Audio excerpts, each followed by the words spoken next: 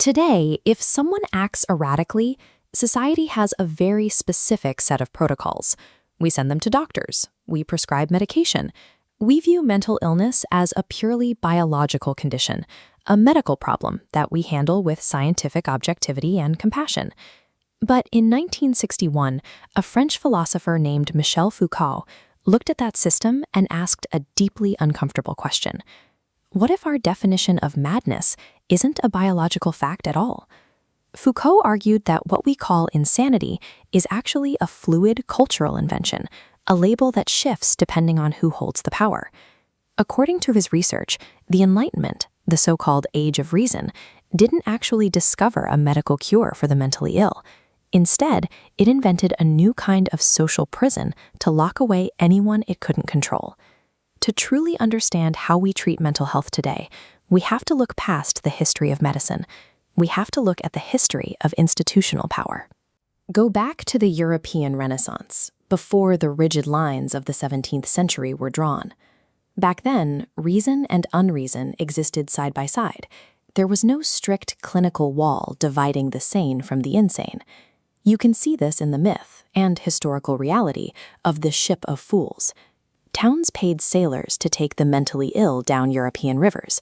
They were physically removed from city centers, but essentially surrendered to the water, deeply connected to nature and the vast unknown. During this era, people didn't look at the mad and see only a broken brain. They often saw a mysterious, even divine insight. Madness was a prominent theme in the art and literature of the time, viewed as an alternate lens for understanding human existence. The mad lived on the physical margins of society, but their voices carried weight. They were culturally integrated, listened to, and respected as a natural, inevitable part of the human experience. That tolerance vanished in the 17th century. As the Age of Reason took hold across Europe, rationality became the ultimate virtue, and that new, highly rigid logic became deeply intolerant of anyone who deviated from its rules. In 1661, France established the General Hospital in Paris, a massive institution built to sweep the streets clean as an instrument of state repression. The guards at these facilities weren't just locking up people experiencing psychosis. They threw the mentally ill into the exact same cells as beggars, homosexuals, the unemployed, debtors, and radical thinkers. The Age of Reason took the concept of madness and explicitly tied it to sin, crime, and moral failure. If you threatened the state's new capitalist economy or its rigid social order, you were labeled unreasonable, and you were locked away in the Great Confinement. Over a century later, the French Revolution physically tore down those dungeons in the name of liberty and human rights. People could no longer be arbitrarily chained to stone walls. But the institution didn't disappear. It just put on a white coat. The madman was reclassified.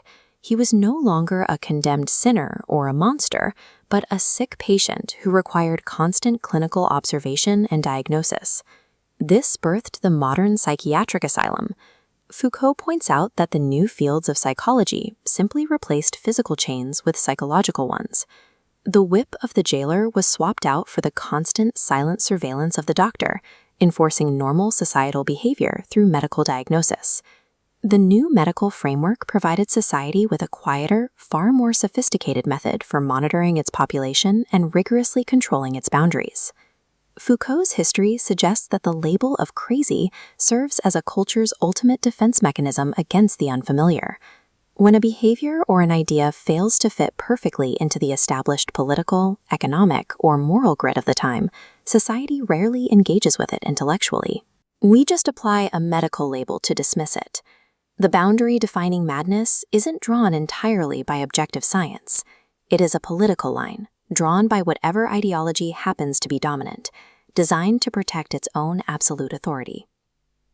Foucault turned his attention to the minds of history's artists and philosophers, brilliant individuals whose thoughts were so expansive they simply couldn't exist inside the boundaries of strict rationality. In the case of Friedrich Nietzsche, his foundational critiques of morality and power were inseparable from his profound descent into unreason. His genius and his madness were a single, unified state. Or look at the brilliant playwright Antonin Artaud, whose work shattered theatrical conventions. He lived entirely outside the bounds of what society deemed rational, and he paid a brutal physical and social price in the asylums for it. For centuries, Western society has sat back and confidently judged the insane, locking them away in ships, trapping them in stone cells, and binding them in clinics. But Foucault leaves us with a heavier question. When you look at the oppressive, rigid logic of the modern world, maybe it's reason itself that belongs on trial.